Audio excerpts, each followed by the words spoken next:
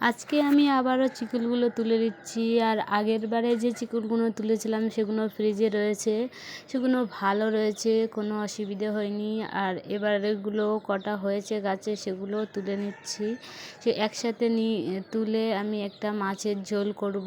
আর এই চিকুলগুলো দিয়ে মাছের ঝোল, টক টক ঝোল হেবি সুন্দর লাগে, খেতেও দারুণ মজা হয়। তোমাদেরকে আমি মাছের ঝোল অবশ্যই দেখাবো, শেয়ার করব। আর এই দেখো কটা চিকুল হয়েছে, এদিকেও কটা রয়েছে, সব একসাথে পেড়ে নিচ্ছি।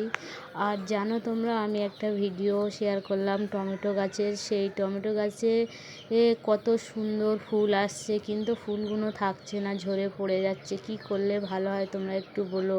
আর এই দেখো আমি ফের ছোটো ছোটো টমেটো গাছের চারা লাগিয়েছি 4-5টা।